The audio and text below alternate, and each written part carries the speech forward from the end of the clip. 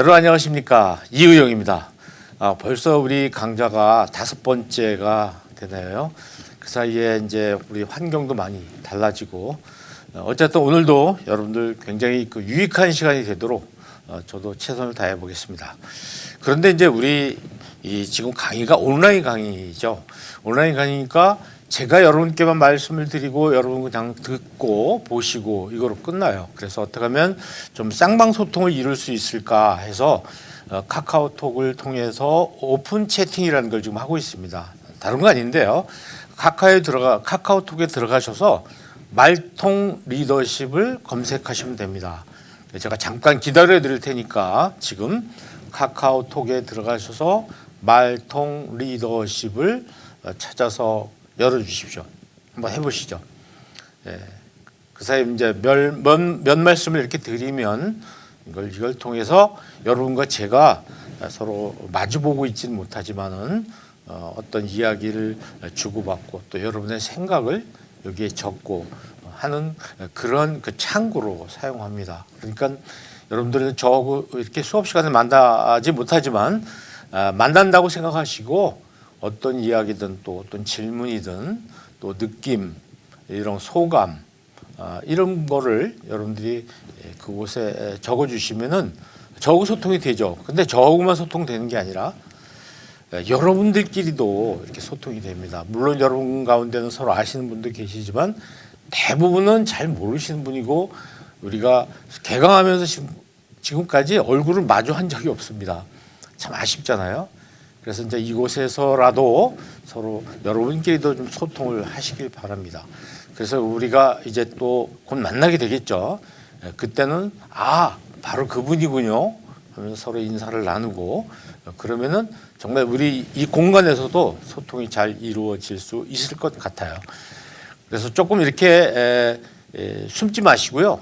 다 나오셔서 이 오픈 채팅이라는 카톡방에 들어가셔서 여러분 서로 이야기도 하시고 그건 뭐 우리 수업 시간뿐만 아니라 우리 수업이 이제 월요일인데 화수목금토일 아무 때나 좋습니다. 아무 때나 이야기 나누시고 느낌도 얘기하시고 일상생활에서의 이야기도 해주시면 이제 우리 이 수업이 훨씬 더 보람차지 않을까 이렇게 생각이 됩니다.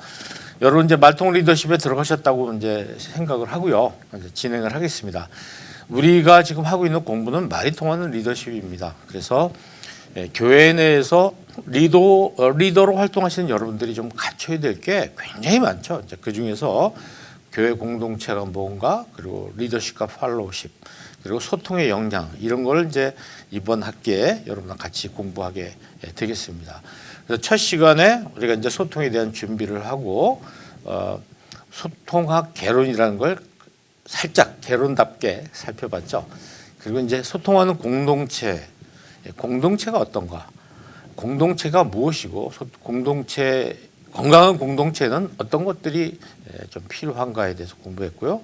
그다음에 리더십과 팔로워십, 사실 이거 한 학기 내내 해도 좋지만 가장 기본적인 거 몇 가지 유형을 살펴보면서 우리가 리더십에는 팔로워십이 뒷받침돼야 된다는 거.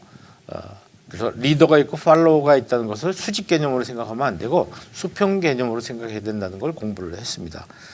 그리고 이제 또 우리가 지난 시간에는 동굴 탈출 시리즈로 동굴 탈출을 3번 하게 되는데 자존감을 가져야 되는 것, 그다음에 자신감을 회복해야 되는 것.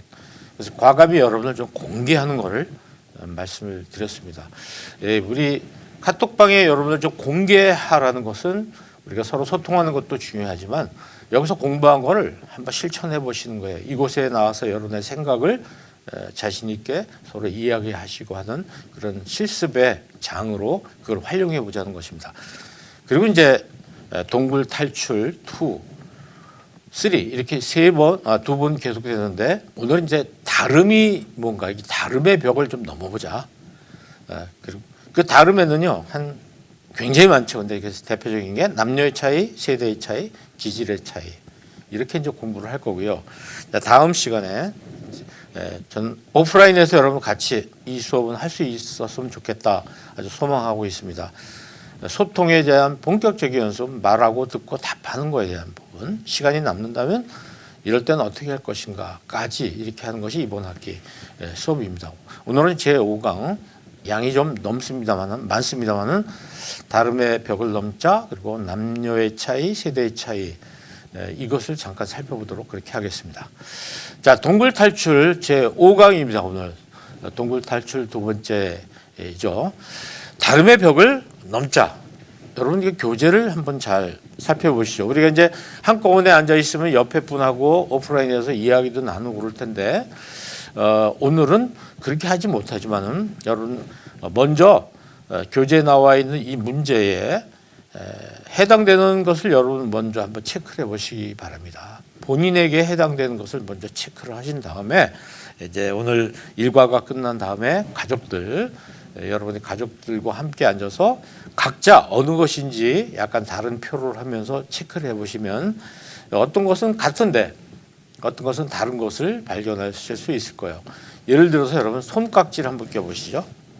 손깍지 껴보시면은 저는 이제 왼쪽 손가락이 이렇게 올라갔거든요. 그런데 어느 분은 이렇게 오른쪽 손가락이 올라가시는 분도 계세요. 그래서 이런 걸 한번 체크를 해보자는 거죠. 또 걸레 짤 때 요즘 뭐 걸레 안 짜지만 어떻게 짜시는지, 어느 분은 걸레를 이렇게 짜시는 분이 계신가 하면 어떤 분도 이렇게 짜시는 분들도 있죠. 또 사탕을 드실 때 녹여서 천천히 드시는 분이 있는가 하면 깨물어서 또는 닥치는 대로 이렇게 드시는 분들이 계시죠. 라면 먹을 때 국물을 먼저 드시는 분이 있고 면 드시는 분이 있고 뭐 여러 가지 있습니다. 하다못해 양말을 벗을 때도 가만히 보면 왼발, 오른발 이렇게 좀 서로 다르죠. 등등 상대방과 나 사이에서 어떤 것이 공통점이고 어떤 것이 서로 다른가, 이런 것을 한번 표를 해보는 것입니다. 이분은 두 분이 걸레 짜는 방식이 좀 다르죠. 이런 걸 한번 맞춰보시라는 것입니다. 결국 이것을 해보고 나면 우리가 느끼는 게 사람은 전부 다 다르구나. 이 세상에 모든 사람은 다르다. 같은 사람은 없죠. 그러니까 이런 제품들은요, 뭐 거의 같아요. 그렇지만은 사람은 같지 않습니다. 그죠?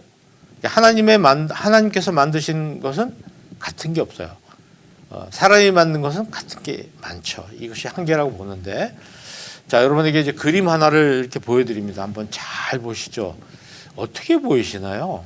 제가 이제 여러분께 보여드리는 두 개의 그림이 있는데 한번 잘 살펴보십시오.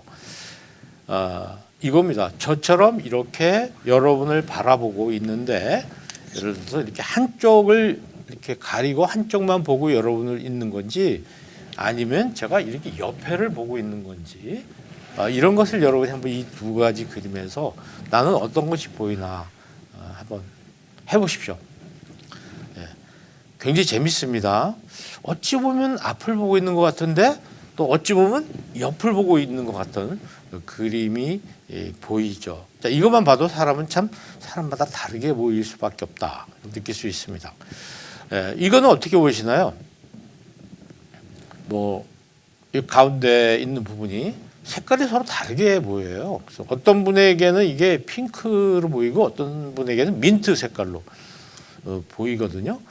그래서 내가 본 것은 맞다 이렇게 생각하시겠지만 또 다른 사람은 다르게 보이는 겁니다. 이 그림도 사람마다 조금씩 다르게 보인다는 거죠. 그러니까 저한테 보이는 거는 저밖에 못 봐요. 또 다른 분에게 다르게 보인다고 그러는데 제가 그걸 설명을 해드릴 수가 없는 거죠. 왜냐하면 저는 이걸 보면서 약간 금색의 파란, 약간 푸른 빛이 나는 그런 밝은 부분 이렇게 보이는데 다른 분은 또 다르게 보인다고 하시는데 여러분은 어떻게 보이시는지 한번 궁금합니다. 보신 걸 찾아보시고요. 자, 여기도 이런 그림이 있는데, 자, 잘 보세요. 이렇게 도는 건지 아니면 이렇게 도는 건지 한번 잘 살펴보시면 어떤 분에게는 어느 한쪽만 보이고요. 이쪽이든 저쪽이든. 또 어떤 분에게는 양쪽이 다 보이는 수도 있죠. 여기서 우리가 느낄 수 있는 건 결국 모든 사람은 다르다. 자기가 본 것이 다라고 생각하기가 참 쉽다는 것입니다. 그래서 이런 초성을 가지고 한번 문장을 만들어 보는데, 자, 뭐라고 하면 좋을까요? 여러분 한번 생각해 보시죠. 디귿으로 시작을 하는 초성 뭐였을까요? 네. 다른 것은 이렇게 시작합니다. 대충 눈치를 채신 분들이 많이 계실 텐데, 자, 다른 것은 다른 것이지 틀린 것이 아니다. 그렇습니다. 사람은 다 다르죠. 그 다른 것은 당연한 거죠. 그러니까 어느 쪽은 맞고 어느 쪽은 틀리다. 이렇게 말하기는 곤란하다. 이런 이야기입니다. 그러니까 결국 이 세상이 전부 다 똑같다. 그럼 얼마나 재미가 없겠어요. 서로 달라야죠. 달라야 재미있고 또 달라야 서로 도움이 될 수 있고 보완적인 역할을 할 수가 있습니다. 부부도 마찬가지 아니겠습니까? 그러니까 좀 오늘 우리 공부에서는 좀 넓게 생각하자는 거죠.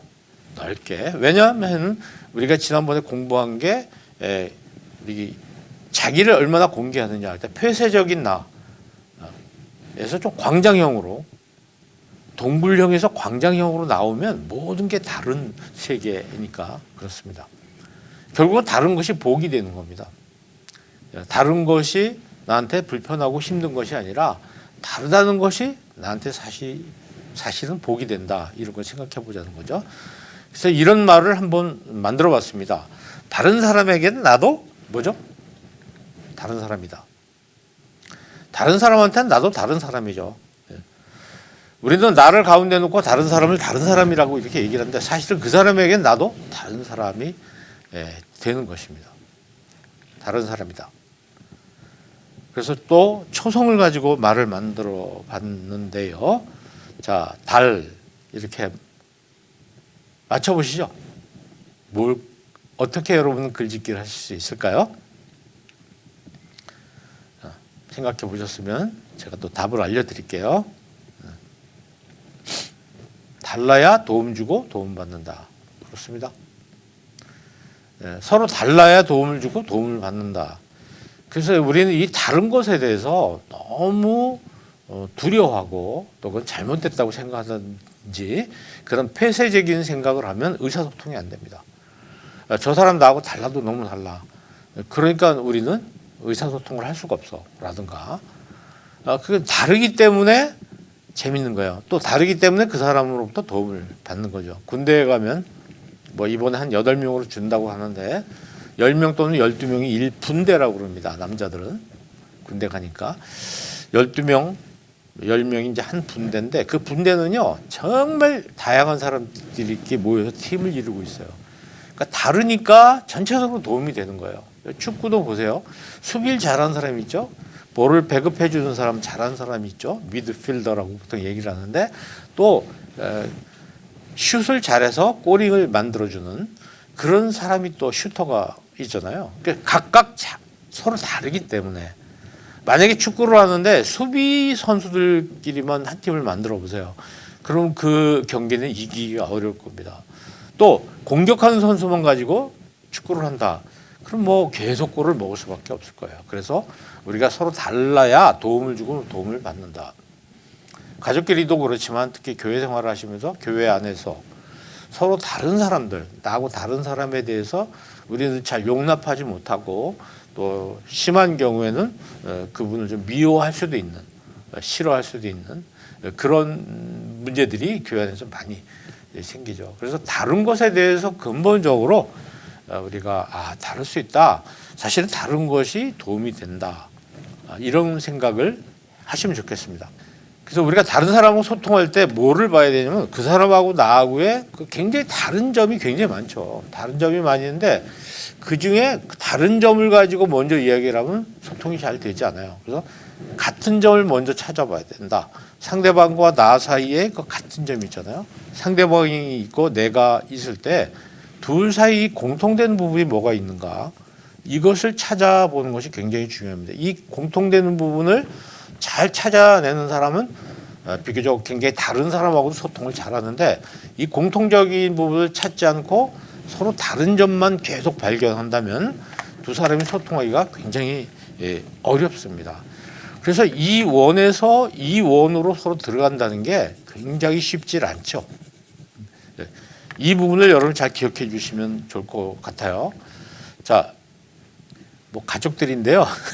공통점이 보이시나요? 뭔가 한 부분은 굉장히 같은 부분이 있습니다. 얼굴이죠. 누가 참 우스꽝스럽게 재밌게 이렇게 만든 것이긴 한데 어떤 사람하고도 같은 점은 있어요.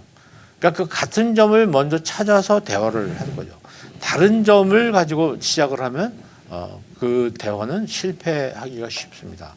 항상 그래서 어떤 사람과 대화할 때 그 사람하고 나하고 가장 차이가 나는 걸 가지고 대화를 하면 이제 서로 다투게 되잖아요. 이게 우리 정치하시는 분들도 공통점, 국민을 행복하게 해준다든지 이런 공통점을 가지고 이야기를 하면 서로 이렇게 공통된 부분이 나오잖아요. 그런데 그런 거 없이 서로 자기 당끼리의 어떤 뭐랄까 당략이라 그럴까요? 그것만 생각하고 대화를 하면은 대화가 되질 않습니다. 사실 종교도 그렇죠.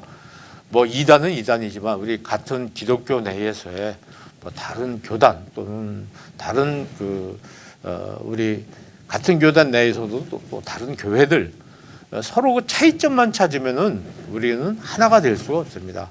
우리 교단이 지향하는 이 에큐메니칼 정신 이런 게 기본이라는 것은 지금 제가 말씀드리는 거기에 있다고 볼 수가 있죠. 다른 사람과 소통을 잘하려면 상대방의 뭐에 나의 뭐를 맞춰야 된다. 저희 집에 이런 라디오가 지금 하나 있습니다. 이게 이제 보관용으로 기념으로 하나 가지고 있는데요. 이거는 이게 사이클을 이렇게 맞추게 되어 있어요. 여러분들 옛날 라디오는 이렇게 돌려가지고 사이클을 맞추게 되어 있지 않습니까? 요즘은 다 버튼식으로 하고 있는데 이렇게 되어 있는데 잘 돌려서 사이클을 맞춰야 되는 거죠. 그래야지 소리가 아주 맑은 소리가 나오지 않습니까? 이게 의사소통이라는 게 그런 거죠. 상대방의 뭐에 나의 뭐를 맞춰야 되느냐. 상대방의 주파수 사이클, 주파수에 내 다이얼을 맞춰야 되는 것이죠. 근데 반대로 상대방이 자기 다이얼로 나한테 맞추기를 기대한다면 그것은 굉장히 이루어질 확률이 낮아져요.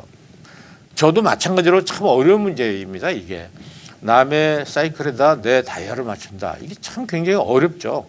그렇지만 우리가 이제 정말 의사소통을 잘 하시고 싶으면 늘 상대방의 사이클에 나를 맞추는 노력이 굉장히 중요해요. 특히 교회 처음 나오신 분이라든지 이런 분에게는 그 사람의 사이클에 맞춰줘야 되는데 그 사람 보고 교회에 왔으니까 교회 사이클에 너의 다이얼을 맞춰라 이렇게 강요하면 그분이 이 공동체에 적응하기가 굉장히 어려워지는 거죠.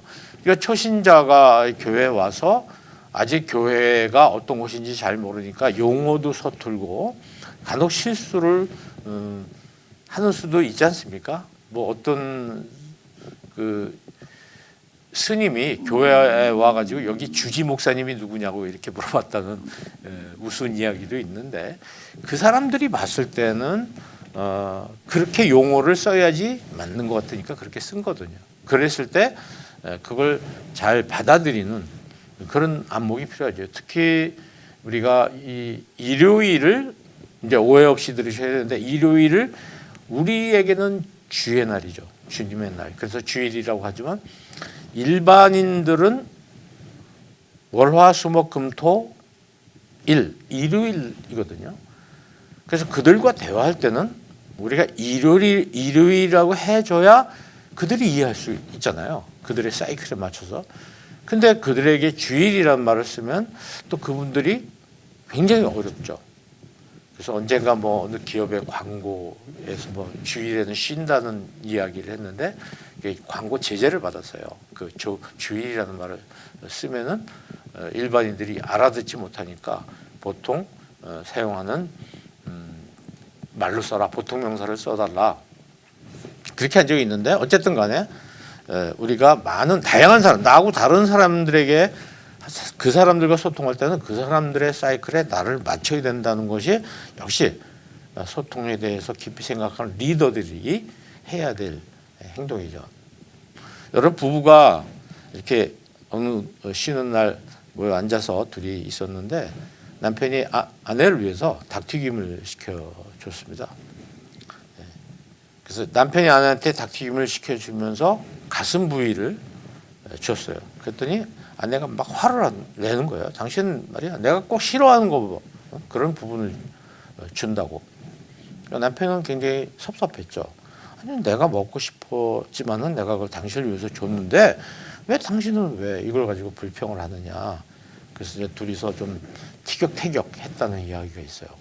왜 이렇게 됐을까요, 여러분? 뭐 너무 잘 아시겠죠, 여러분들 아시겠지만 나에게 좋은 것이 상대방에도 좋은 건 아니란 말이죠. 그러니까 상대방의 사이클에다 이걸 맞춰야 되는데 나의 사이클에 맞춰서 왔을 때 이 고기의 이 부분이 제일 맛있는 거니까 당연히 당신도 이게 맛있는 거야 하고 준다는 이 생각 자체가 이것이 상대방에는 배려가 좀 부족하다고 볼 수가 있어요. 그래서 우리는 의사소통할 때 상대방의 감정 상태를 이렇게 살펴보는 그런 안목이 필요합니다. 그리고 그 사람에게 뭐가 필요한가, 그리고 그 사람이 어떤 입장에 있는가, 이런 걸 생각하면서 상대방과 이제 소통을 해야 그 소통이 성공할 수 있다. 이제 이런 말씀을 드리는 것이죠. 자, 이런 것이야말로 바로 상대방을 배려하지 않는, 상대방의 사이클에다가 나를 맞추는 게 아닌 것이죠.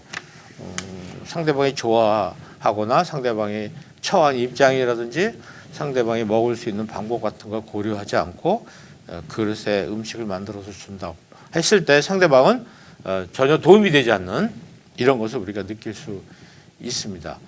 또 있죠. 밑에 글자를 보면서 내가 볼 때는 이게 6자라고 이야기를 하는데 저쪽 사람이 볼 때는 9자로 보이는 거예요.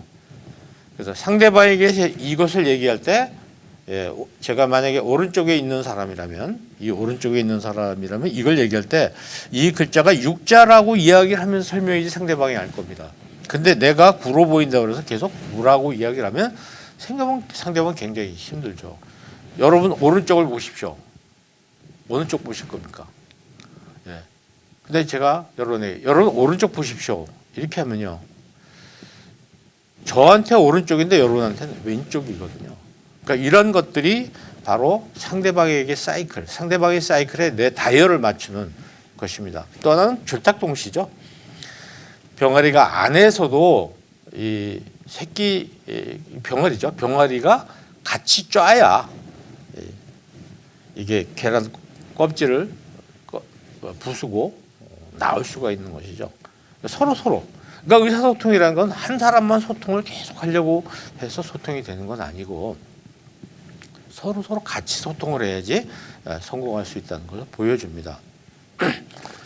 근데 아까도 말씀드렸지만 우리는 모두는 다 다릅니다. 근데 다른 게 뭐가 있을까 하고 따지면은 정말 뭐 같은 거보다 다른 게 상대가 되지 않을 정도로 많지 않습니까? 고향도 다르고 취향도 다르고 좋아하는 음식도 다르고. 근데 이제 가장 많이 쓰는 게 남녀노소라는 말을 많이 하지 않습니까? 우리가 보통 우리가 뭘 하는데 남녀노소가 다 모였다. 그처럼 가장 거리가 있다고 그럴까? 다른 점은요. 남자하고 여자가 굉장히 다른 거죠. 그다음 뭐죠? 노소. 나이가 많은 사람과 나이가 어린 사람. 그러니까 세대. 이것이 굉장히 큰 전통적으로 굉장히 큰 차이점, 다른 점이 있는 그런 요소라고 볼 수 있습니다. 그런데 이제 점점 세상이 바뀌면서 이런 것들이 더 많아지죠. 종교관도 굉장히 문제가 생기죠. 남녀노소 못지않게 다르고요. 정치관, 또 인식과 가치관, 또 경험, 기술, 뭐 말도 못하게 다양한 요소에서 큰 차이점이 나타나게 됩니다. 그래서 이제 우선 남녀에 대해서 한번 이야기를 나눠보고자 합니다. 이제 여러분들은 다 뭐 자녀들을 키우신 분들이시고 그래서 다 아시겠지만은 남자와 여자는 굉장히 다른 것이고 태어나서부터 어린아이가 쭉 자라오면서 결혼을 하고 아이를 키우고 그리고 나중에 이제 그 부부가 아이들 다 출가시키고 남아 있어도 남자하고 여자는 서로 잘 모르는 부분이 많은 것이죠. 그래서 남자와 여자에 대해서 좀 우리가 확실하게 좀 공부를 하고 그러고 성장을 해야 되는데 우리의 교육 과정에는 이런 부분이 굉장히 취약하죠. 여러분이나 우리 세대는 이런 부분에 대해서 굉장히 약해요. 재밌는 거를 하나 또 여러분한테 보여드리겠습니다. 이게 어떤 분이 인터넷에 올린 건데 하도 재밌어서 제가 애용을 하는데, 전화 건 사람과 전화 받은 사람인데 평균 통화 시간이 얼만큼 되느냐 이런 겁니다. 아마 이게 아들인 것 같아요. 아들과 아들이 서로 전화를 주고받았을 때 얼만큼 걸리나, 또 아들이 엄마한테, 아들이 아빠한테, 아들이 여자친구한테, 여자와 여자가 남자친구한테 했을 때 언제가 제일 그 통화 시간이 긴가? 여러분 어디라고 생각하세요? 아마 보편적으로 이렇게 보시겠죠. 뭐 여자분이 여자분하고 얘기할 때 이야기를 제일 많이 한다. 보통 사람들 그렇게 이제 생각을 합니다. 이건 뭐 특징이죠. 여성의 특징. 또 그런데 요새는 남성 중에도 이런 사람 굉장히 많이 있고요. 그러니까 반드시 여성의 어떤 여성들이 말이 많은 편이다 이렇게 꼭 단정 짓기는 어렵습니다만은 그냥 우리가 우스갯소리니까 이해하고 한번 들어보시면 좋겠어요. 그러면 이런 경우는 어떻게 되냐? 유부남과 여자친구, 유부남이 여자친구한테 이렇게 요새 애인이라고 그러나요? 전화했을 때 하고 유부녀가 남자친구한테 했을 때 과연 어느 쪽이 더 통화 시간이 길 것인가? 이게 어느 쪽이라고 생각하십니까? 이 자료에는 유부남이 여자친구한테 할 때가 훨씬 더 통화 시간이 길다는 것이죠. 그 보면 이제 남자들도 말이 굉장히 많다는 것이 여기서 또 나타납니다. 이제 결정적으로 이제 마지막인데요. 남편이 아내한테 전화했을 때하고 아내가 남편한테 전화했을 때 어느 쪽이 더 길겠는가? 이제 오늘 제가 여러분께 알려드리고자 하는 부분입니다. 어떻게 생각하시나요? 한번 말씀해 보세요. 저한테 들리진 않지만 굉장히 재미있어서 제가 올리는 건데, 남편이 아내한테 전화했을 때 그리고 아내가 남편한테 전화했을 때 어디가 더 길까? 또는 어디가 더 짧을까? 지금 한참 생각하실 텐데요. 아주 재밌어서 3초입니다. 3초. 근데 여기는 부재중이 14통이다. 이렇게 나와 있어요. 굉장히 재미있는데 여러분도 재미있었으면 좋겠습니다. 제가 반응을 볼 수 없기 때문에 무슨 얘기냐면 이제 남자하고 여자는 좀 다르다 하는 걸 좀 설명드리기 위해서, 또 이제 여러분들 한참 젊었을 때를 생각하면서 또 여러분의 자녀들이 연애를 한다고 생각하면서 보십시오. 남자와 여자는 또 만났다 헤어지고 또 만나고 그러죠. 이별했을 때 남자와 여자는 첫날에는 남자는 좀 괜찮은데 여자가 굉장히 충격을 받는다는 거죠. 슬퍼하고. 근데 이게 이제 일주일 정도 지나면 여자는 이제 김밥도 먹고 뭐 좀 정신을 차리고 회복이 되는데, 남자는 그때부터 이제 약간 충격이 온다는 겁니다. 또 그보다 훨씬 더 지나면 한 달 후에는 남자는 계속해서 슬퍼지고 여자는 다 모든 걸 떨치고 이제 완전 회복되는 걸 보여줍니다. 물론 이거는 개인차가 많기 때문에 이게 단정적으로 말할 수는 없는데 좀 재미있는 이야기로 여러분께 한번 소개를 드리는 것뿐이죠. 그러니까 다르다는 겁니다. 대체적으로. 물론 여자 중에도 저 왼쪽 남성 닮은 사람이 있고 반대의 경우도 있을 것이죠. 남자하고 여자는 굉장히 다르다. 어떤 게 다를까? 그 다른 것을 우리가 한번 생각해 보자는 거죠. 미국의 그 심리학자 그레이라는 사람, 미국 사람인 것 같아요. 이분은 남자와 여자는 남성과 여성은 상대방한테 어떤 걸 기대하는가 이걸 연구를 좀 했어요. 그래서 이런 10가지의 가치를 놓고 12개의 가치를 놓고서 어느 쪽이 어떤 걸 기대하는지 그걸 얘기해 봤습니다. 좀 여러분들 지금 노트에다가 이 중에서 남성이 여성한테 기대하는 거, 남성이 여성한테 기대하는 게 어떤 것일까 생각나는 대로 여기서 찾아서 여기다 한번 적어보세요. 또 여성이 남성한테 기대하는 건 어떤 것이 있는가. 여러분은 여성이시니까 여성이 남성한테 기대하는 거는 뭐 비교적 잘 맞추실 수 있을 것 같죠. 남성이 여성한테 기대하는 것, 남성이 여성한테 기대하는 것은 어떤 것일까? 여러분의 뭐 남편이 아내에게 또 반대의 경우도 있죠. 뭐 역시 아들이 엄마한테도 해당됩니다. 오빠가 여동생한테도 다 해당이 되는 거라고 보는 거죠. 대체적으로 물론 개인차는 있습니다만은 어떻게 했는가? 한번 적어보셨나요? 남성이 여성한테 기대하는 게 뭘까요? 신뢰, 관심, 인정, 이해, 감사, 존중, 찬미, 헌신, 찬성, 공감, 격려, 확신. 개인차는 있습니다만은 대체적으로 봤을 때 어땠을까? 근데 이거는 한국 사람 대상으로 한 게 아니고 뭐 외국인들 대상으로 한 것이니까 얼마나 우리한테 공감이 될지 모르겠어요. 그래도 참고로 한번 여러분이 생각해 보시면 좋겠습니다. 자, 아내가 새 차를 몰고 나갔는데 전화가 갑자기 왔습니다. 남편한테 여보 나 어떻게 접촉 사고 냈어. 자, 이럴 경우에 남편들 중에 어떻게 대답을 할까 보면 어떻게 새 차인데 차는 어때? 이렇게 말하는 사람이 간혹 있죠. 이제 이렇게 말하면 평생 동안 고생한다는 거죠. 당신은 어때? 이렇게 물어봐야 되겠죠. 괜찮아? 그러니까 차는 어때? 먼저 물어보는 사람이 있고 당신은 어때? 이렇게 물어보는 사람이 있겠죠. 이건 물론 뭐 남자 여자 똑같겠습니다만 이때 그 여성의 입장에서 봤을 때 뭐 왼쪽에 있는 분은 굉장히 그 나중에 추궁을 많이 당하면서 살아야 될 수밖에 없어요. 여성들은 남성에게 어떤 거를 많이 기대하는가? 이 조사에서 나온 거 보면요. 남성이 여성한테 기대하는 건 1위는요. 신뢰입니다. 남편을 아내들이 신뢰하는 거.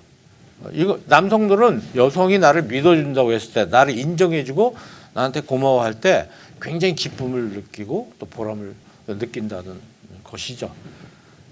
저도 그런 것 같아요. 저도 제 아내가 저를 많이 신뢰하고 또 저를 인정해주고 특히 제가 뭐 설거지를 도왔을 때 고마워한다든지 짐을 들어줬을 때 고마워한다는 표현할 때하고 표현 안 할 때하고 좀 기분이 달라요.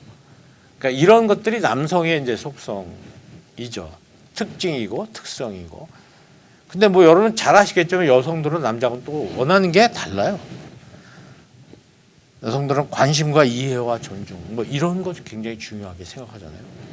머리를 좀 미장원 가서 좀 다듬었는데 그걸 알아차리는 어떤 남성 또 남편이든 아들이든 간에 그런 거 그리고 이해 그리고 존중해 주는 거 교회에서 여러 사람 앞에서 자기 아내를 상당히 높여주는 거 또 뭐 등등 이런 것에 대해서 여성들은 굉장히 관심이 있어하고 또 관심을 갖고 이해하고 존중해 주는 것을 좋아하죠. 그러니까 이런 것을 우리가 조금씩 알아가고 깨우쳐야 소통이 된다는 겁니다. 그러니까 우리가 교회 생활을 하면서 또 가정 생활을 하면서 이런 것은 굉장히 많이 이렇게 보편적으로 쓰이는 것인데 물론 개인 차이는 많이 있겠습니다만은 대체적으로 이러니까 이런 것을 잘 안다면 우리가 소통하기가 훨씬 더 쉽다. 그래서 저는 여러분들이 이제 여성이시니까요 개인적으로 여러분이 남성한테 기대하시는 게 뭔지 이런 걸 한번 적어 보십시오. 이거 사람마다 다르니까요. 아까 이제 보편적으로 이렇다는 통계는 보여드렸습니다만은 정말 여러분 개인은 이성에게 기대하는 게 뭔가요? 여러분의 남편과 아들 이런 사람들한테 기대하는 게 뭔가요? 이걸 한번 동그라미 쳐보시면은 굉장히 좋겠습니다. 자기를 한번 살펴보는 것이 중요하죠. 그리고 내가 가장 자주 접하는 이성이 나한테 기대하는 건 뭘까? 말하자면 내가 남편과 아내로부터 기대하는 것이 있잖아요. 그들한테 기대하는 것이 있다면 또 그들이 여러분에게 기대하는 건 뭔가 한번 동그라미 쳐보십시오. 여러분의 아들이 있다면 아들이 나한테 기대하는 게 어떤 것인지, 또 여러분의 남편이 계시다면 남편이 기대하는 게 어떤 걸 제1순위로 따질까, 이런 걸 우리가 생각해 봐야지 아까 말씀드린 대로 주파수를 맞출 수 있는 거죠. 상대방한테 주파수를. 우리는 눈치를 본다는 말을 많이 쓰지 않습니까? 눈치를 본다는 말을 많이 쓰는데 사실 눈치 보는 게 상대방 주파수 따지는 거거든요. 상대방의 눈치를 봐야 됩니다. 그러니까 눈치를 보지 않고는 소통이 되지 않는다, 이 말씀을 드리고 싶어요. 자, 이렇게 해서 우리가 남성과 여성은 굉장히 차이가 있고, 특별히 내가 만나는 자주 접하는 남성과 여성의 사이에서 소통이 더 잘 되기 위해서는, 여러분 이제 여성들이시니까요, 여성 입장에서 그들 남성들이 굉장히 중요하게 생각하는 가치가 뭔가를 빨리 파악하는 것이 중요하다. 이것이 이 전반부의 요점입니다. 자, 이제는 또 하나의 큰 차이, 그러니까 뭐냐면 세대라는 것이거든요. 서로 세대가 다르다. 세대 간의 소통 문제를 좀 다뤄보도록 하겠습니다. 뭐 이제 국회의원 선거도 이제 이미 지난달에 다 끝났습니다만은 한 일주일 남겨놓고 이런 사건이 있었죠. 어느 그 후보가 30대와 40대가 논리가 없다, 이제 이런 얘기를 해서 결국 그분은 후보를 이제 그만두고 출마하지 못하는 굉장히 안타까운 일이 있었습니다. 그분이 좀 한 얘기가, 앞뒤를 다 살펴보면 뭐 그렇게 크게 잘못된 말은 아니고 우리가 보통 쓸 수 있는 그런 내용인데도 불구하고 이게 젊은 사람들 30대와 40대로부터 굉장히 이제 비난을 받게 됐다는 거. 그래서 60대, 70대 그 사이에 끼어 있는 50대들의 문제의식에는 논리가 있는데 30대 중반, 40대는 논리가 이제 없다. 거대한 무지와 착각이라면서 이렇게 좀 비판을 했는데, 이분들 30대 중반과 40대가 굉장히 이거에 대해서 반감을 가질 수밖에 없었겠죠. 여기서 문제점은 우리가 2030이라는 이 세대, 3040이라는 이 젊은 세대를 가르치려고 자꾸 한 데서 문제가 생긴 거죠. 결론부터 말씀드리면 6070, 5060 이 세대가 없는 것을 3040, 또 2030은 가지고 있다는 거죠. 그러니까 이분들이 가지고 있어야 될 걸 꼭 가져야 되는 건 아니고 이분들은 또 다른 거를 가지고 있다. 이런 것들이 굉장히 중요한데 아마 그 부분을 우리가 생각하지 못했던 것입니다. 근데 이것은 이분만의 문제는 아니고 우리가 우리 그 약간 5060 세대, 우리 여전도회의 리더들은 대개 그분들이 좀 많이 주축을 이루는 것 같은데, 그 세대가 젊은 세대한테 늘 가지고 있는 하나의 생각이 아닌가, 이런 생각을 해볼 수가 있어요. 뭐 사람마다 개인차는 항상 있습니다. 그래도 대체적으로 나눠보면 아날로그 세대하고 디지털 세대라고 나눠볼 수가 있어요. 저나 뭐 여러분이나 약간 아날로그 세대에 가까운 것이죠. 아날로그 세대는 뭐냐면 시계를 이렇게 바늘로 돌아가는 시계가 편하게 보이는 세대고요. 디지털 세대는 글자판으로 시간이 나오는 거. 지금 이 강의장이 좀 저 뒤에는 제가 강의하면서 이렇게 보고 있는데 시계가 있는데 그 시계가 바늘이 이렇게 돌아가요. 분침이 있고 시침이 있고. 그걸 볼 때 굉장히 편안하게 느껴지는 세대가 아날로그 세대이죠. 그러나 디지털 세대는 숫자판을 딱 보면서 이렇게 시간의 흐름을 아는 거죠. 그러니까 우리는 이 시계 바늘을 봐야지 이해가 쉬운데, 요즘 젊은 세대는 시계 바늘 돌아가는 거는 그보다는 글자판 나오는 게 훨씬 쉬운 거예요. 그러면 우리는 맞고 이 젊은 세대는 틀리느냐? 그건 그렇지 않은 것이죠. 그래서 서로 다른 특징을 갖게 되어 있어요. 그래서 여러분 교재에 보면 이분들의 그 특징을 갖다가 제가 쭉 정리를 해놨거든요. 이게 어떤 것을 이렇게 생각할 때에 좋고 싫음을 가지고 이렇게 판단하느냐, 옳고 그름을 따지느냐, 이성적이냐 감각적이냐, 논리적이냐 직관적이냐. 그러니까 이것저것 따져보면 생각하느냐, 그냥 직관으로 느낌으로 하느냐, 이런 얘기죠. 분석적이냐 본능적이냐, 경계를 막 허물려고 그러느냐, 경계를 막 만들려고 하느냐, 내용보다 형식을 중시하느냐, 형식보다 내용을 중시하느냐, 또 위아래라는 것을 자꾸 생각하느냐, 수평적으로 생각하느냐, 내가 독점하는 걸 좀 편하게 생각하느냐, 공평하게 나누는 걸 편하게 생각하느냐, 통제하는 걸 좋아하느냐, 자율적으로 하는 걸 좋아하느냐, 간섭하는 걸 좋아하느냐, 맡기는 걸 좋아하느냐, 고맥락이냐, 저맥락이냐. 이제 고맥락이라는 건 뭐냐면 그냥 척 보면 알아서 이렇게 되는 거죠. 상황 파악이 잘 되는, 아까 얘기한 눈치에 굉장히 밝은, 눈치가 너무 없고 시키는 거 외에는 안 하고 하는 게 저맥락이라고 이제 볼 수 있는데, 이걸 아날로그와 디지털 세대의 특징으로 한번 구분해 보시죠.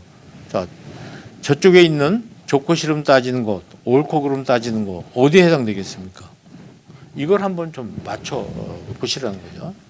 제가 조금 도와드리면, 거의 왼쪽에 있는 게 뭐 오른쪽으로 이동하면 딱 맞습니다만은 한 2개 정도를 제가 좀 바꿔놨습니다. 이것만 바로 잡으시면 똑같아요. 그러니까 아날로그 세대는요, 항상 옳으냐 그러냐를 따져요.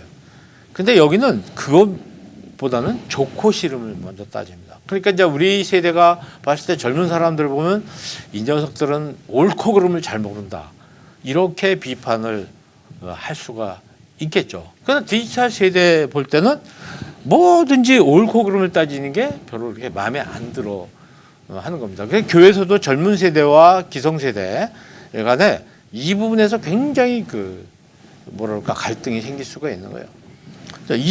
이성적이죠. 근데 여기는 굉장히 감각적이고 논리적인데 직관적이고 분석적인데 굉장히 본능적이고, 어른들은 자꾸 경계를 만들려고 그러고 규칙을 만들려고 그러고 형식을 만들려고 그러잖아요. 젊은 사람들은 그 경계를 다 허물어 버리려고 그런 거죠. 그러니까 우리 교회는 경계를 굉장히 많이 따지고 있어요. 모든 부분에서 규칙, 형식 이런 걸 많이 따져요. 특히 위아래 이런 걸 많이 따지는데 젊은 세대는 그렇지 않다는 거예요. 다 그런 거 허물기를 바라고, 또 특히 수직적인 것보다는 수평적이었으면 좋겠다. 근데 오늘 우리 교회는 어떻습니까? 상당히 수직적이죠. 목사님 당에 뭐 이렇게 수직적으로 해서 저 밑에 청년부도 있고 청년들도, 그러니까 우리 청년들은 항상 위에서 시키는 대로 해야 되는 거, 이런 것에 어른들은 생각을 하고 있지만 이 청년들 생각은 왜 교회의 모든 소위 말하면 권력이라고 할 수 있습니다. 의사결정권 같은 것은 그런 걸 왜 다 결정하느냐, 우리한테 물어보지도 않고 결정하느냐, 이게 굉장히 반발을 하는 것이죠. 그래서 오늘 이제 여러분들 이 강의 들으시는 우리들 교회도 굉장히 중요한 중직자들이잖아요. 이 중직자들이 생각해야 되는 게 이 젊은 세대를 자꾸 이렇게 아랫사람으로 생각하고 이들은 우리가 시키는 대로 해야 된다, 이런 생각해서는 굉장히 곤란하다는 겁니다. 수직적으로 생각하지 말고 수평적 사고를 가져야 된다. 그러니까 3040만 해도 굉장히 교회 내에서 이렇게 윗사람 아랫사람으로 나눈 거에 대해서 굉장히 거부감을 가져요. 특히 이제 장로님들이나 이런 분들 교회에 중요한 일 결정권을 가지고 계신 분들에 대해서 이 젊은 세대는 그 부분에 대해서 많이 인정을 하지 않고 그 부분들 우리들의 의견을 많이 반영해 줬으면 좋겠다는 생각을 하는데, 이분들은 이건 우리 권한이다 이렇게 생각하니까 교회 내에서 갈등이 많이 생길 수밖에 없다. 독점하는 것보다는 공평하길 원하고, 막 하지 말아라 통제하고 이런 것보다는 좀 맡겨달라 우리한테, 이런 생각을 하게 되고, 간섭보다는 위임해주고 이런 것들 등등 굉장히 많은 차이점이 있습니다. 특히 고맥락 같은 거. 그러니까 어른들은 아날로그 세대는 나만 옳다는 생각을 많이 합니다. 그래서 독점하고 통제하고 간섭하고 가르치려고 그러고, 야 너희들은 항상 배워야 될 사람이야 하면서 젊은이들을 향해서 우리가 배워야 될 대상, 가르쳐야 될 대상이라고 생각을 하고 명령을 하고 지시를 하고 그러지만은 이 젊은 세대는 다 옳다는 거예요. 우리는 다 옳다. 그리고 공평하다.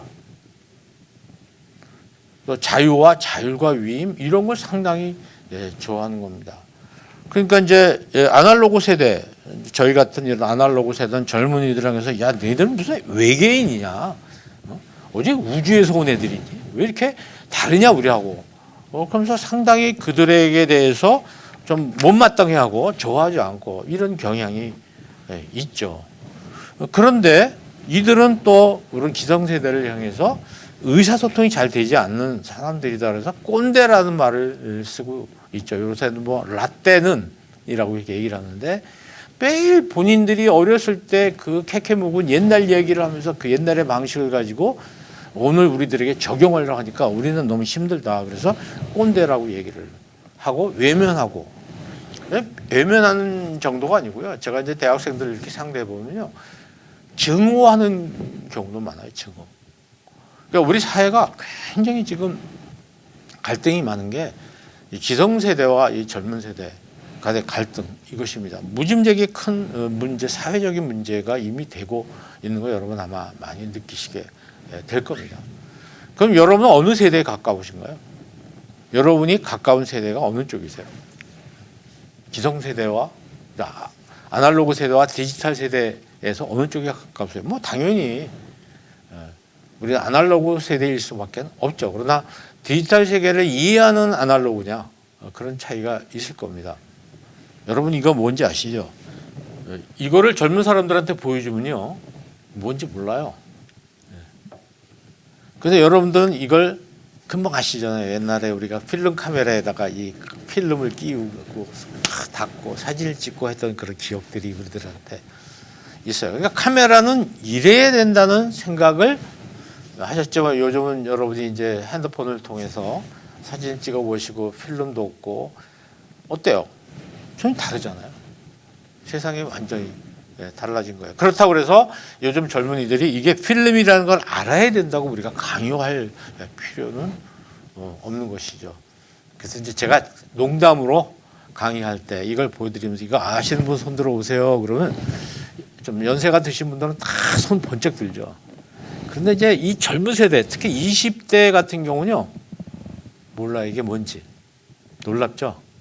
손 드신 분들은 다 아날로그 세대입니다. 이렇게 얘기를 하면 이제 한바탕 웃기는 하는데, 젊은 세대는 이런 걸 모릅니다. 제가 단편적으로 한 가지 말씀드린 건데, 이거 말고도 기성세대는 익숙한데 신세대는 뭔지 모르는 것들이 계속 나오고 있어요. 그런가 하면 우리는 아는데 반대로 이들은 젊은 디지털 세대는 아는데 우리 아날로그 세대는 전혀 알지 못하는 세계가 점점 많아지죠. 그러니까 어떻습니까? 옛날 변화가 이렇게 느슨할 때는요, 먼저 살았던 세대가 다음 세대가 살아오고 다 알기 때문에 선생님 노릇을 한 거예요. 그러니까 선생이란 말이 뭐예요? 선생이라는 게 먼저 살았다. 먼저 살았던 사람은 항상 가르칠 수 있었던 시대였습니다. 그런데 지금 세상이 다르잖아요. 나중에 살아오고 있는 사람만이 알고 있는 걸 우리는 모르는 게 너무 많아지니까 어떻게 돼요? 이제는 이 젊은 층들이 사실은 선생님 역할을 해야 되는 거죠. 여러분이 뭐 하시다가 모르시면, 저희 컴퓨터를 이용하다가 저희가 모르면 이 컴퓨터에 대한 인터넷에 관한 부분이라든지 이런 거는요, 저는 젊은 사람들한테 물어봐요. 대학생들한테 물어보면 금방 알거든요. 이제는 제가 그들에게 뭔가 덜어주고 가르쳐야 될 것이 있지만은, 그러나 그런 것은 점점 줄어들고 오히려 젊은 사람들이 우리한테 가르쳐야 될 부분이 점점 늘어나는 거죠. 이건 줄어들고 이건 늘어나는 거죠. 그런데 어른들은 자꾸 이 젊은이들을 향해서 가르치려고 그러고, 옛날에 우리가 알고 있었던 건 별로 요즘 필요하지도 않은 걸 자꾸 가르치려고 하니까 이 젊은 사람들 입장에서는 너무 힘들고 결국은 말이 안 통해. 그러니까 부모님하고 대화 안 하려고 하고 교회 어른들하고 대화 안 하려고 하고 회피하게 되는 이런 현상들이 지금 일어나고 있습니다. 그러니까 소통하는 방식도 굉장히 달라요. 20대 애들은요, 의사소통할 때 어떻게 하냐면요, 카톡으로 통합니다. 뭐 바로 앞방에 서로 마주보고 있는데도 카톡으로 얘기하는 친구들이 있을 정도예요. 수업 시간에도 저 뒤에 있는 학생이 이 앞에 있는 학생하고 이거를 하죠. 그러니까 우리는 어떻게 하죠? 의사소통할 때 말한다는 건 입으로 하는 것이다. 그렇게 얘기하지 않습니까? 그런데 요즘 젊은이들이 의사소통할 때 뭘로 하죠? 손가락으로 하잖아요. 손가락으로 소통하는 그런 시대로 바뀌었다는 거예요. 30대 정도만 되면 어떻게 하죠? 문자를 많이 보내라고 하고, 30대 후반 40대 정도 되면 어떻게 되죠? 문자가 아니라 이메일을 이용합니다. 근데 이제 50대가 되면 어떡하시나요? 우리 제 방송 들으시는 분들 중에서 50대가 좀 많으실 것 같다는 생각도 듭니다. 50대는 뭐가 편해요? 전화로 하는 게 훨씬 편하죠. 전화로. 그래서 이제 저희 집도 우리 아이들이 결혼하기 전에 젊었을 때 학생 때 보면 엄마하고 50대 엄마하고 이야기를 하는데 전화로 하라고 그래요. 전화로. 지금도 그렇습니다만은 지금도 전화로 얘기하면 될 걸 왜 카톡으로 얘기를 하냐고, 카톡으로 문자를 보내냐고, 이렇게 좀 서로 방법이 서로 익숙한 것이 달라지죠. 근데 60대 이상은 어떻게 얘기를 합니까? 60대 이상은 직접 만나서 이야기하자고 그러죠. 직접 만나서 대화하는 게 제일 쉬운 세대입니다. 그러니까 이 위의 세대가 가장 그 의사소통의 기본적인 초창기의 소통 방식이죠. 그 세대가 점점 앞으로 갈수록 이렇게 소통하는 방식이 미디어를 이용하는 걸로 바뀌는 거예요. 근데 이분들이 이런 걸 안 하는 이유가 뭐냐면 불편한 거예요. 특히 이 부분은 굉장히 불편하죠. 점점 불편해지고. 그러나 젊은 세대는 여기가 제일 편하고 이게 제일 싫어요. 그러니까 사람을 만나서 이야기하는 거 보통 이게 힘든 문제가 아닙니다. 요즘 젊은 아이들은 회사 들어와서 다른 사람한테 말을 못하고 전화를 못해가지고 쩔쩔매는 아이들이 보이죠. 그러니까 우리는 그러니까 만나서 이야기하는 걸 잘해야 된다는 거, 이것을 가지고 젊은 사람들한테 스트레스를 줘서는 안 되는 겁니다. 왜냐하면 이 친구들은 대신 이걸 우리가 말하는 것보다 훨씬 더 잘할 수가 있기 때문이죠. 이런 세대 간의 이해가 굉장히 중요하다는 말씀을 드릴 수 있어요. 근데 왜 이렇게 됐는가에 대해서 우리가 한번 살펴볼 필요가 있죠. 저는 한 5개의 세대 정도는 나누는데 이 복잡합니다. 그냥 우리 이렇게 보면요. 우리 은퇴하시는 세대 60대 정도로 봤을 때 이런 세대하고 지금 태어나는 아이들하고는 굉장히 다르죠. 자, 우리는 이 은퇴 세대를 놓고 봤을 때요. 정치적으로, 경제적으로, 또 미디어, 교육 이렇게 보면 상당히 다른 세대입니다. 최초에 공부한 것들이 뭐냐면 일제시대를 경험했고 6.25 전쟁을 했고 친미, 반공, 독재 이런 걸 경험을 해본 분들이잖아요. 근데 앞으로 갈수록 어때요? 갈수록 5.18을 경험한 사람이 있고요. 또 민주화 경험, 세월호, 대통령 탄핵도 최근에 봤죠. 이 어린애들은 요것밖에 못 본 거예요. 대통령 탄핵, 남북대화 이런 정도를 어린 세대는 봤지 이런 걸 경험하지 못한 겁니다. 이 다음에 대해서는. 경제적으로도 굉장히 풍요롭고 지금은 이제 취업이 상당히 어려운 이제 이런 상황이 됐습니다만 또 이 친구들은 IMF를 경험했잖아요. 그 빈곤과 고성장 이런 거. 우리는 굉장히 가난하지만 막 성장해 하는 걸 경험했던 사람이라면 요즘 사람들은 또 다른 경험을 한 거죠. 미디어는 아까 설명해 드린 대로 라디오하고 신문밖에 없던 거기에서 흑백 TV가 나오고요. 거기에 컬러 TV가 또 탄생했고 인터넷 디지털로 바뀌었죠. 스마트폰 디지털로 바뀌었습니다. 그러니까 이 어린 세대는 요것밖에 몰라요. 그러니까 신문이 없어졌잖아요. 지하철 여러분 타보세요. 신문이 있나. 그 지하철에 있던 신문들 다 없어졌단 말이죠. 이렇게 자기가 익숙한 것이 있는 세대예요. 우리는 다 경험하고 있지만 저희 세대 같은 경우는 이게 제일 와닿는 미디어거든요. 매체가. 그러니까 이런 거는 굉장히 어렵죠. 이거에 익숙해 있다 보니까. 그러나 이 친구들은 태어나면서부터 이걸 익숙하게 생각했기 때문에 이런 것이 굉장히 불편한 미디어가 됐다고 볼 수 있습니다. 교육도 마찬가지예요. 지금이야 한 70% 이상이 대학을 나오잖아요. 그렇지만 보세요. 우리 세대 같은 경우는 중고등학교 졸업하는 것도 쉽지 않았고 한자를 많이 사용하지 않았습니까? 고졸이나 점점 학력이 높아지고 있습니다. 너무도 당연하게 대학을 가야 되고 그러니까 영어도 잘 쓰죠. 그런데 비해서 이 기성세대 나이 많으신 분들은 이런 게 굉장히 힘들잖아요. 우선 영어가 힘들고요. 그러니까 이 친구들은 한자가 굉장히 어려운 거예요. 그러니까 우리나라 아이들에게 야 한자로 네 이름도 못 쓰고 실제로 공무원 시험에서요 자기 이름을 한자로 못 쓰는 친구들이 굉장히 많이 나타납니다. 그래서 면접 때 대답을 못하고 자기 이름을 한자로 쓰지 못하는데 실제로 있었던 실화인데 왜 한자로 이름을 안 썼느냐 왜 못 쓰느냐 그랬더니 스마트폰 들어올 때 스마트폰을 다 이렇게 제출하라고 그래서 그거 제출했다고. 거기에 내가 한자로 이름이 있는데 그걸 제출해서 이제 한자를 잘 모르겠다.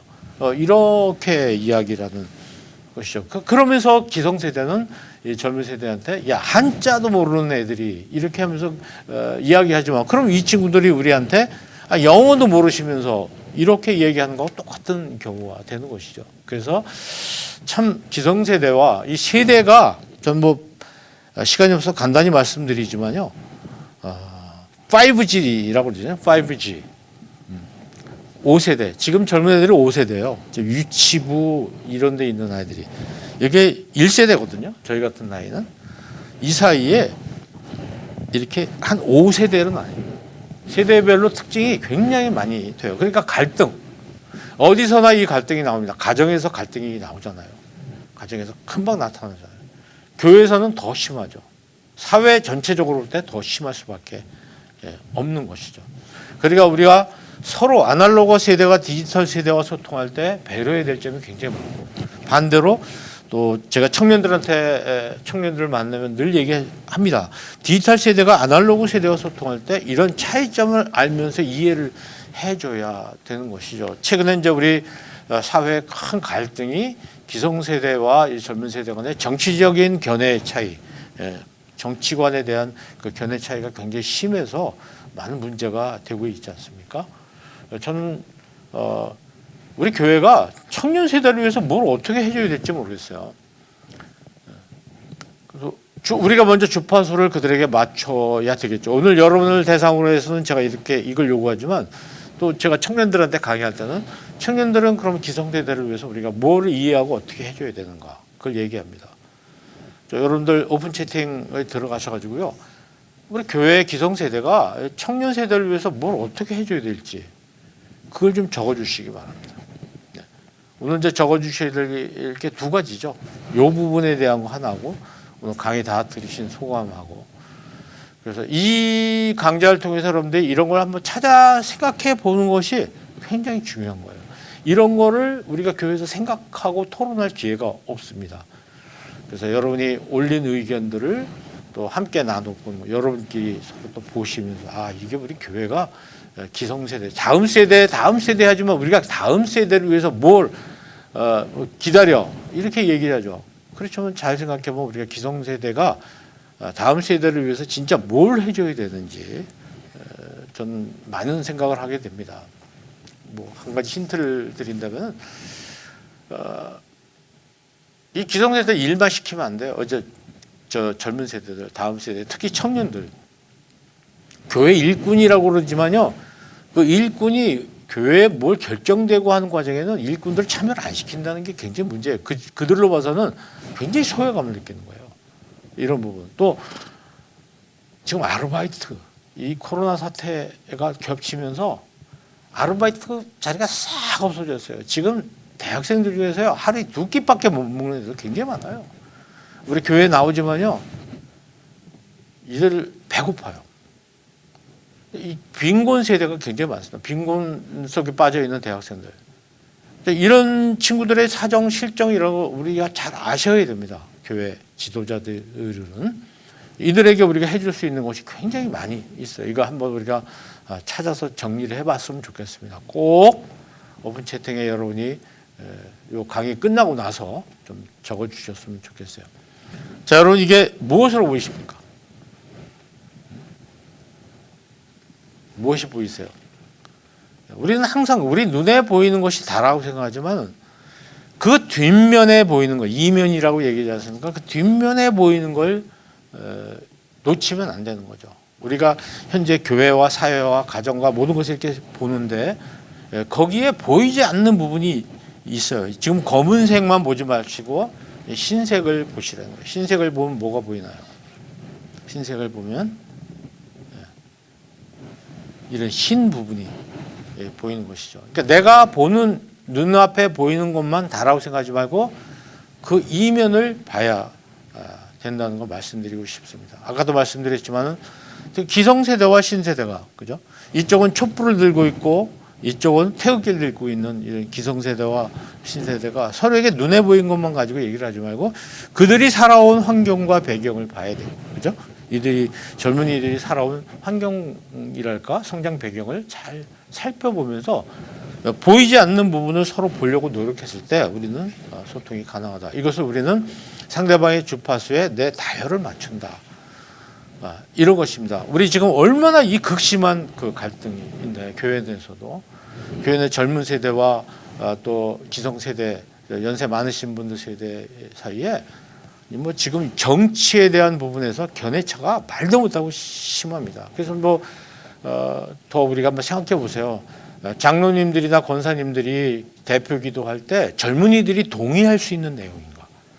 또 젊은이들에게 뭐 기도 기회를 안 주지만 또 그들이 뭔가 기도할 때 그 동의할 수 있는 내용인가?